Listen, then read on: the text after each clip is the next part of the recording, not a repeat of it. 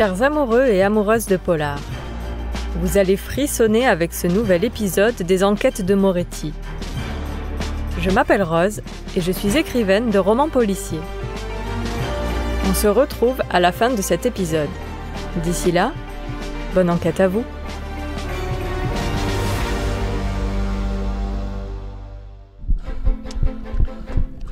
Maria courait dans les rues froides. Les premiers jours de novembre avaient apporté une humidité glaçante. Les pavés glissaient sous ses chaussures plates. L'homme s'approchait de plus en plus. Vite, plus vite. L'interminable avenue défilait. Comment lui échapper? À droite, une impasse. Tout droit, l'océan infini. À gauche, un dédale de maisons. Elle prit à gauche. Elle ne pourrait pas fuir éternellement. Elle devait trouver un autre moyen. Une poubelle? Non, trop évident. Une voiture? Oui, vite! Elle se glissa sous une Renault au plancher bas.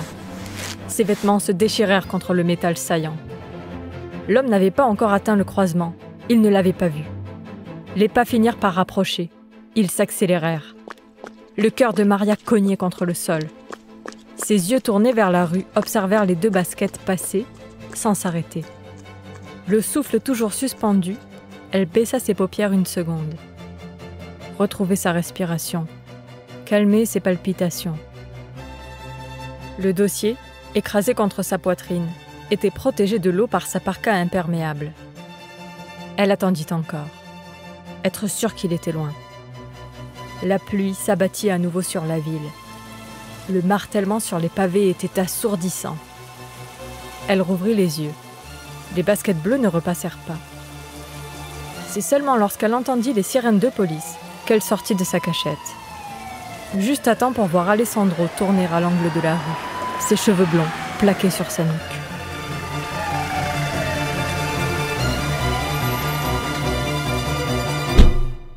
Une demi-heure plus tôt.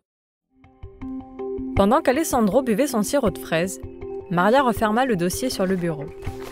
Elle le glissa dans sa mallette de travail. On va où?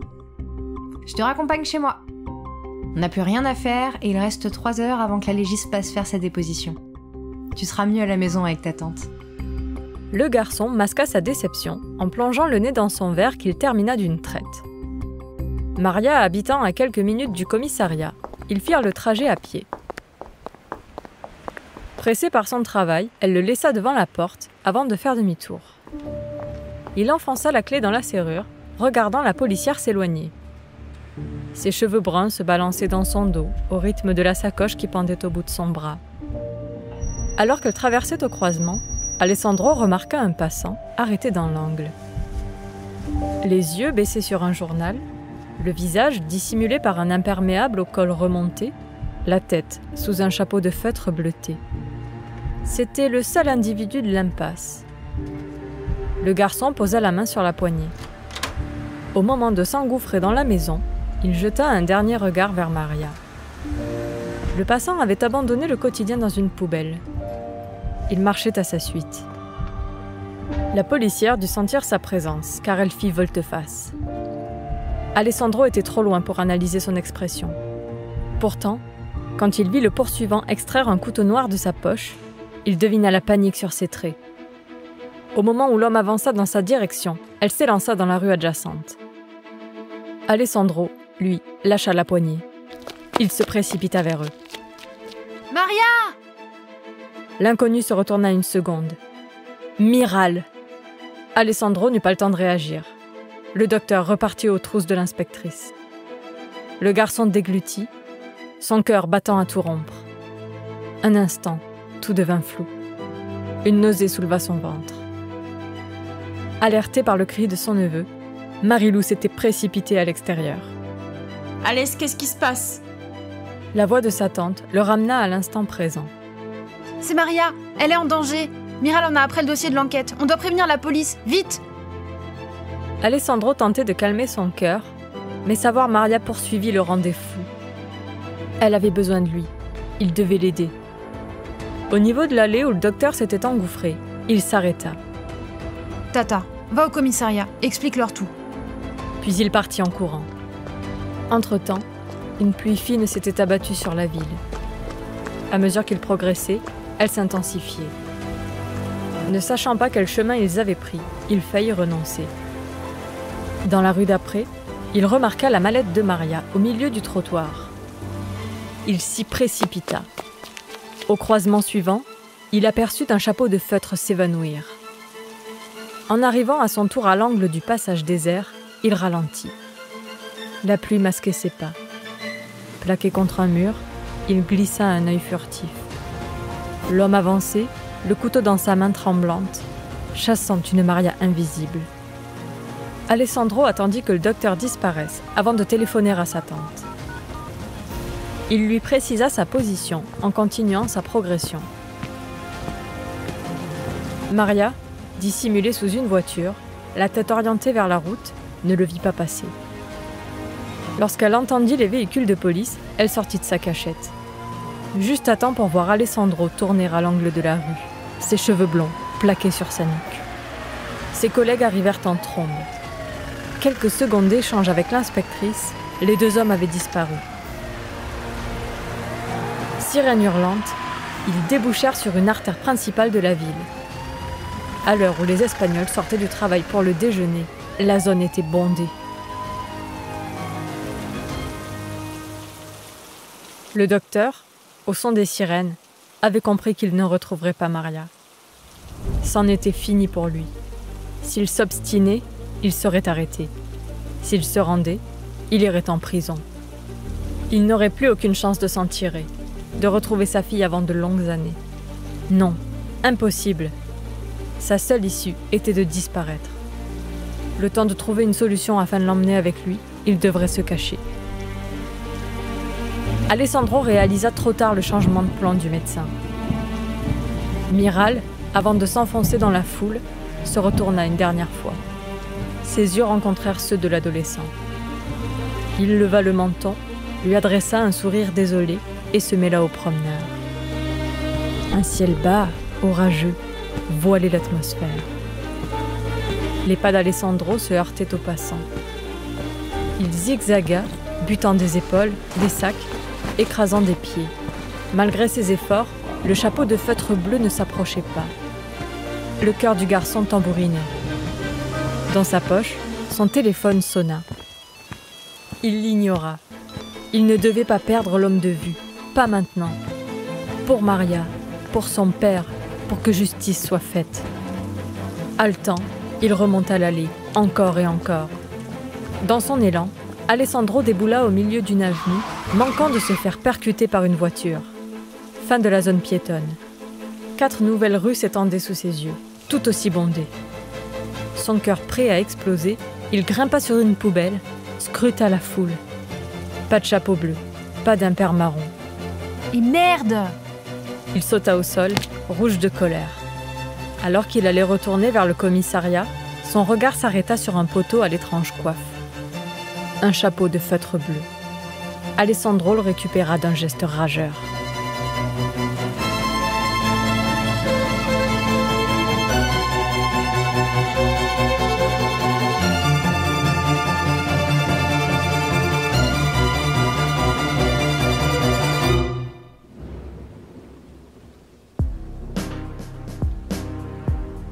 Alès, ça va?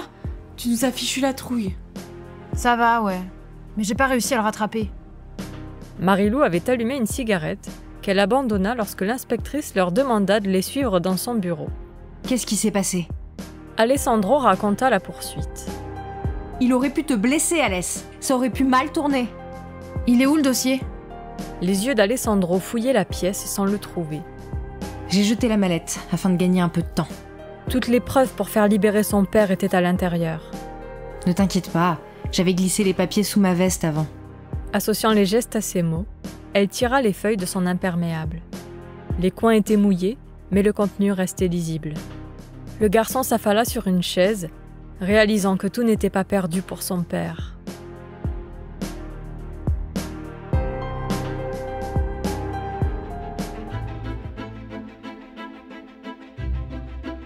Deux mois plus tard, Alessandro, impatient, se balançait d'un pied sur l'autre. Sa tante Marilou fumait sa 3e cigarette. Qu'est-ce qui prend tant de temps? J'ai pas fini de préparer le repas de Noël, moi. Les levées d'écrou sont toujours longues, c'est normal. Avec la paperasse, c'est pour peu que plusieurs détenus sortent à la même date. Maria posa sa main sur l'épaule d'Alessandro. Ils se sourirent. En à peine 2 mois, la policière espagnole avait réussi un tour de force. Faire rouvrir l'enquête sur la mort de Lilwen, innocenter Eugenio, inculper Rafael Roca, le mafieux, pour meurtre. Quant à l'inspecteur en chef de Bayona, il avait été mis en examen pour manipulation de preuves lors d'une investigation judiciaire. Le seul point noir au tableau restait la disparition du médecin légiste, qui n'avait pas été retrouvé. Malgré tout, l'objectif de Maria était atteint. Alessandro ne passerait pas un nouveau Noël sans son père. L'air froid de décembre ébouriffait leurs cheveux et rosissait leurs joues. La porte en métal de la prison grinça. Alessandro s'immobilisa. Maria tourna la tête. Marie-Lou laissa tomber son mégot. « Lou! C'est dégueu les cigarettes par terre !» La voix chaude d'Eugenio portée par le vent pénétra leur cœur. Marie-Lou éclata de rire. Maria libéra Alessandro de sa main. Le garçon s'élança vers son père, libre, enfin.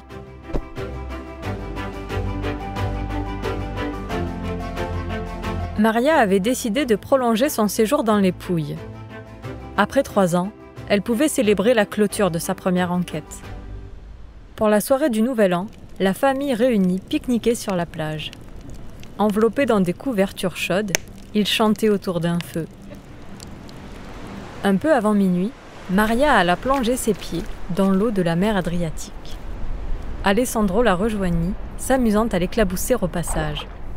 Leurs rires montèrent vers les étoiles. Comment tu te sens, mon grand?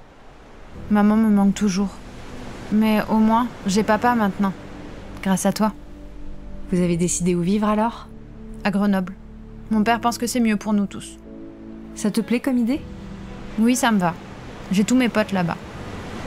Maria, je voulais te remercier pour tout. Sans toi, tout ça serait impossible. Sa main balaya la scène. Eugenio et Marie-Lou riaient en trinquant, la lueur orangée du feu illuminant leurs visages presque identiques. De telles injustices ne devraient pas exister. C'est mon métier de les combattre. J'aimerais les combattre moi aussi. Personne ne devrait vivre ce que mon père a vécu. Une bulle de solennité se créa autour d'eux, atténuant le vacarme ambiant. Je vais devenir policier, Maria. Comme toi. Émue par un sentiment indescriptible, une douce chaleur gonfla la poitrine de Maria. Elle ouvrit la bouche. Aucun son n'en sortit. Seule une larme coula sur sa joue.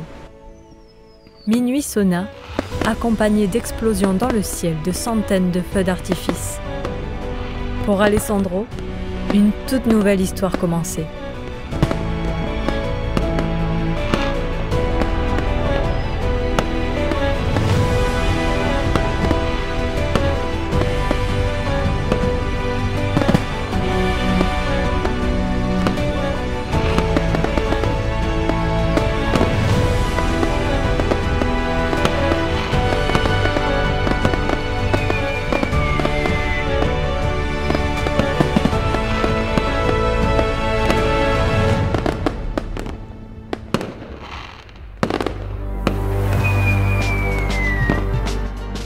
Oh là là, ça y est, la saison 1 des enquêtes de Moretti est terminée.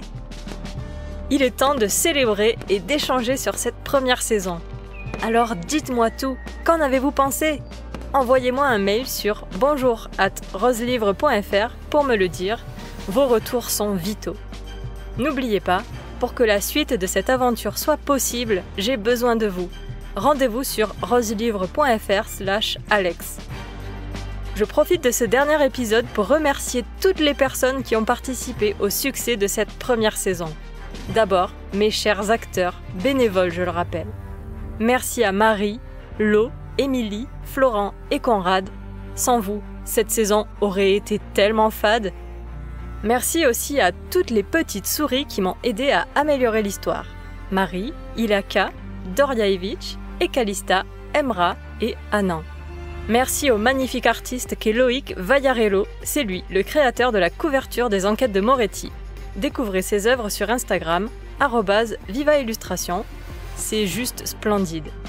Merci aux esprits avisés qui m'ont aidé au choix de la couverture du podcast. Lo, Greynote, Kerstin et Moustique. Merci aussi à ma super coach qui m'a aidé à garder la motivation et a su me partager de nombreuses astuces, Anastasia De Santis. Si vous aimez les voyages et parcours de vie de femme, je vous conseille son podcast De Vraie Vie. Merci à Oli de Loliconte de m'avoir aidé et conseillé au tout début, alors qu'on ne se connaissait pas du tout. Si vous avez des enfants, son podcast est fait pour vous. Il s'appelle « Je compte jusqu'à toi ». Un grand merci aussi aux premiers auditeurs qui m'ont permis d'améliorer les épisodes suivants. Amandine, Arthur et Kerstin. Je souhaite aussi remercier tout l'atelier des nouvelles et ses super modérateurs et membres. Merci pour votre soutien sans faille, pour les tranches de rire et les récits partagés. Quand je me connecte sur l'atelier le matin, c'est un peu pour moi comme arriver au travail dans le meilleur bureau du monde. Alors pour ça, merci à Justine Savy de perpétuer ce lieu d'échange sur l'écriture. Et un merci plein de cœurs rouges, violets, roses, bleus, jaunes aux modérateurs, Ilaka, Greynote, Lo, Moustique et Sarah. Je profite aussi pour remercier 2 fans de la série qui ont partagé les enquêtes de Moretti. Ce sont Xavier Michel et Richard Gervais. Ce dernier nous a même écoutés depuis Montréal. En description, je vous mets les liens vers toutes ces personnes formidables pour que vous puissiez les remercier vous aussi. Et bien voilà, la saison 1 se termine là. C'est tout ému que je vous laisse et que je vous dis à bientôt pour la saison 2 des enquêtes de Moretti. Salut!